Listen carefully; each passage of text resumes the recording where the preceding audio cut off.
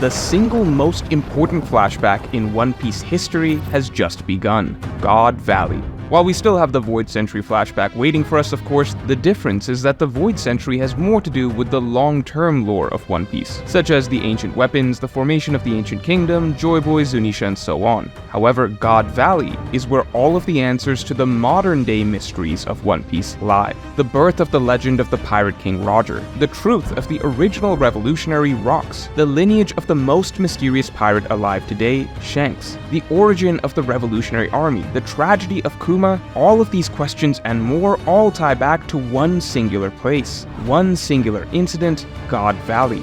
By the time this flashback is over, our entire understanding of the One Piece world and all of its key characters will change forever. In fact, so much mystery has been set up surrounding this location that I think most readers don't actually realize the full scope of the story that is about to play out for us. So listen up, because today we're going to be looking ahead and breaking down every missing piece that has been set up to be answered in God Valley, and the key narrative beats that are going to play out. But before we get into it, make sure to subscribe for more One Piece videos every week. So to begin with, we are introduced to Saint Figarland Garling, who is set to play a pivotal role over the course of this flashback, one that we can actually piece together already with various clues that we have been fed. To begin with, when Garling was introduced, we were told that he was the ruler of God Valley. However, many translations refer to him as the champion of God Valley to be more accurate. This title of champion now makes sense in the context that God Valley was not actually a place where the Celestial Dragons lived, but rather a place where they could compete in a hunting competition. Garling is established to be the favorite to win this contest, and if we go back to his introduction, it sounds as though he actually does win the competition. He is set up to be the champion of God Valley. However, that's not the only major role that Garling is set to play in this flashback. See, we know that at some point in God Valley, Gold Roger actually fought to aid the Celestial Dragons and their slaves. As such, we can expect that Garling will actually feature on the same side as Roger at some point. Considering they fought against the Rocks pirates, a very likely potential matchup for Garling would be against a young Whitebeard, as when Whitebeard first met Shanks, he mentioned that Shanks' face reminded him of someone that makes his old scar ache. Garling, of course, looks exactly like Shanks, so the pieces are kind of coming together here to suggest that during the battle of Roger and the Celestial Dragons against the Rocks pirates, Garling very possibly gets matched up against a young Whitebeard and leaves him with a permanent scar. However, even if we don't get to see this matchup, there are two practically confirmed plot points for Garling. The first is that Garling's dynamic with the slaves will very likely come into play. This is because Garling is introduced with the key philosophy that those who protect slaves are just as bad, if not worse, than the slaves themselves, which is an extremely interesting core belief to hold, considering that the God Valley incident is defined by Roger's actions to protect the slaves along with the Celestial Dragons. As such, Garling's philosophy here and how it comes out in reaction to Roger's actions is likely something that we are going to get to see, and it may even play a significant role in the events of the incident. And most importantly by far is Garling's abandonment of the baby Shanks. Through film read and just obviously through Garling's physical appearance, it is now pretty much confirmed that Shanks is a direct relative of Garling.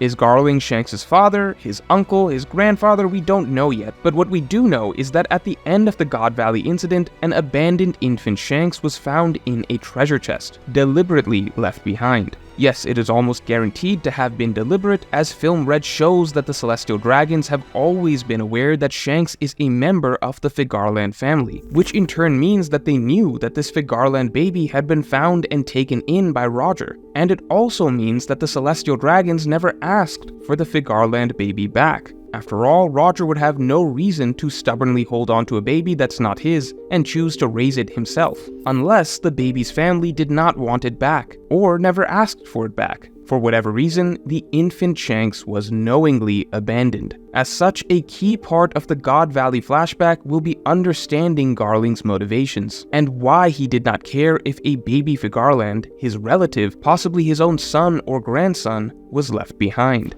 In the same vein, this God Valley flashback is set to answer the long-running mystery of the origins of Shanks. Shanks is of course, at this point, one of the most pivotal characters in One Piece, arguably the single most important non-Straw Hat protagonist left in the One Piece world. I mean, this character has such importance that we literally had a full feature-length film released with him as the main focus. As such, the mystery of Shanks' birth and his parents can be assumed to be one of the most important secrets that Oda has been holding onto.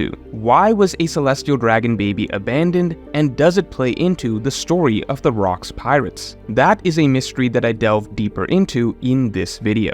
And while I don't want to go into a full theory rabbit hole of the truth of Shanks again in this video, there is a lot that we can predict about Rocks right now, at least with the new information that we have just gotten about God Valley. Originally, when we learned about the God Valley incident, it sounded as though God Valley was a place that celestial dragons were already staying at when Rocks decided to attack. However, now that we know that the Celestial Dragons only came down to God Valley temporarily for a competition that happens once every 3 years, Rocks' actions suddenly make a lot more sense. Rocks had brought his crew of famous pirates together and became an unstoppable force that intended to take down the Celestial Dragons. However, it was likely too early for him to attack Marijoa directly. After all, the complete military might that could be brought together to protect Marijoa, between the admirals, the God's Knights, the Gorosei, and so on, would be too much. However, with this tournament that takes place once every 3 years, where some celestial dragons conveniently come down to the surface, well, now that seems like the perfect opportunity for Rocks to lead an attack against them. So here, in this flashback,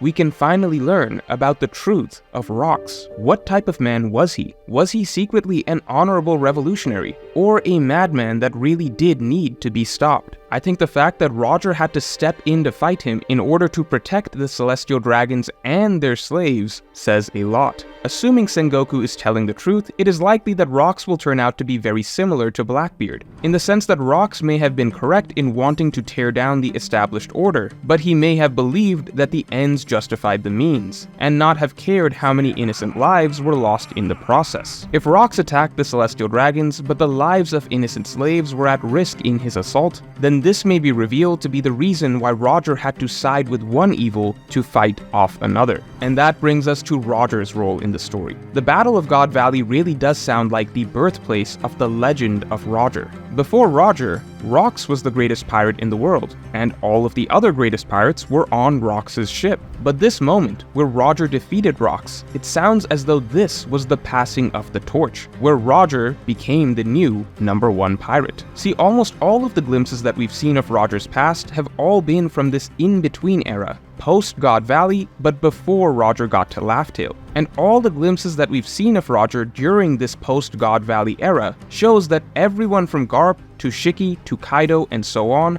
all seem to acknowledge Roger at this point as this legendary pirate. But we haven't seen any of Roger's journey or reputation pre-God Valley. After all, he technically started out like this, as a nobody. As such, I believe that the Great Battle of God Valley sounds like it was Roger's greatest battle achievement as a pirate. That sounds like the moment that Roger ascended to the top of the pirate world. And so it makes sense that all the characters who talk about Roger since God Valley hold Roger in such high regard. I believe that with the God Valley incident, we will get to see Gold Roger become Gold Roger. And there's one particularly interesting implication about Roger's actions at God Valley that are suggested by the start of Kuma's flashback. We know that Roger fought to protect the Celestial Dragons and their slaves. And of the slaves that we've recognized so far, Kuma and Ivankov, well, these characters clearly escaped slavery at some point, as they became Revolutionary Army members. Hell, Kuma was even able to return to Sorbet Kingdom and become a king there. So we have characters that are slaves at God Valley that we know are at some point freed.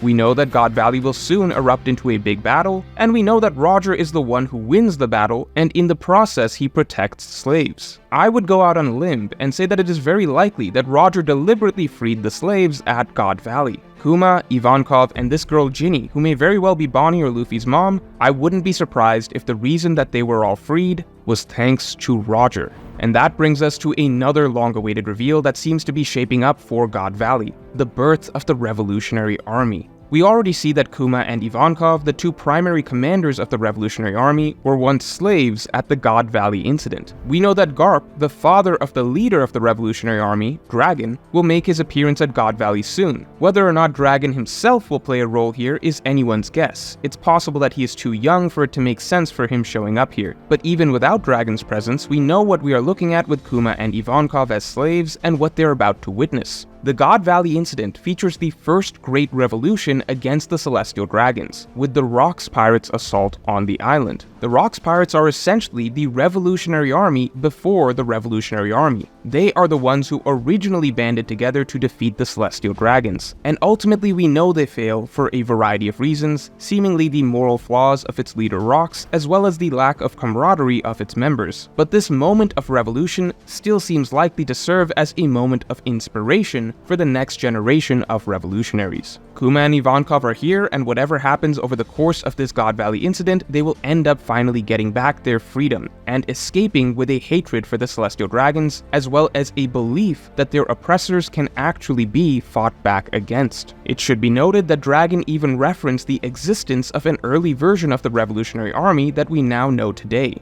Originally, it was the Freedom Fighters. So could the God Valley incident result in the birth of the Freedom Fighters? And finally, we have the simplest but most essential mystery to answer: how was God Valley itself erased? Do we get a key insight into the usage of Uranus here? Because we know that Uranus relies on a power source that is in short supply, but at the same time we know that God Valley was supposedly wiped off the map, and there's no way to do that we know of without Uranus. Just as Lulusia Kingdom never existed, so too was God Valley's existence erased. So the simple answer seems to be that Uranus was used. In this regard, by the end of this God Valley flashback, we could see yet another use of the ancient weapon Uranus, but this time with maybe a greater explanation of what it is, how it works, and just how often it can actually be used. So all in all, this is an insane amount of information that is vital to our understanding of the story and its core characters that has been held back for the longest time, all tied up in one singular incident,